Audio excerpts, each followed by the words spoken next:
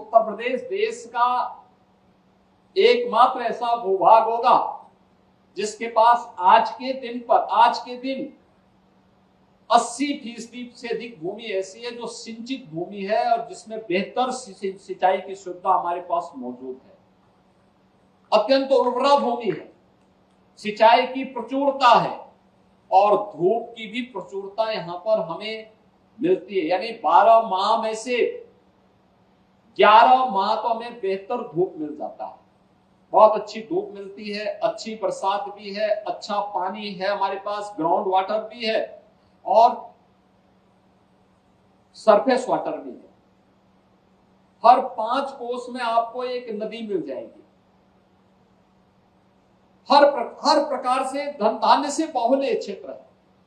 और इसमें अगर आप देखेंगे कि हमारे पास उत्तर प्रदेश के अंदर जो खाद्यान्न की स्थिति है, खाद्यान्न के लिए तिलहनी फसलों और गन्ना आलू के लिए यहाँ पर सभी प्रकार की फसलों के लिए बहुत उपयोगी भूमि है।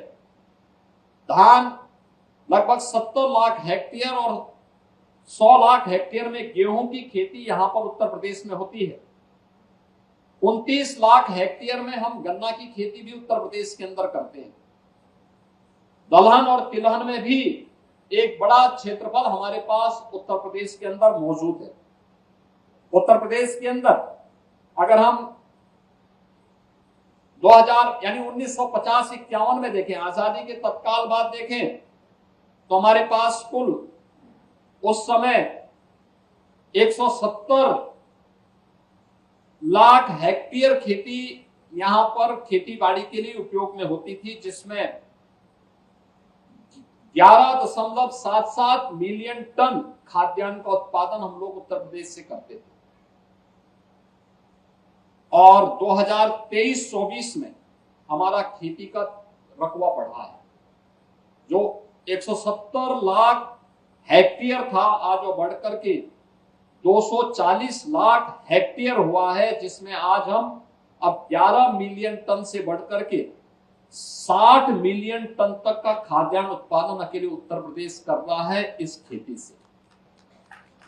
यानी अगर आप देखेंगे 1950 की तुलना में 2023 में अगर आप देखेंगे तो हमने खाद्यान्न उत्पादन में 5 गुना की वृद्धि की है। 5 गुना की अधिक वृद्धि हमारे उत्तर प्रदेश यहाँ पे हुई है।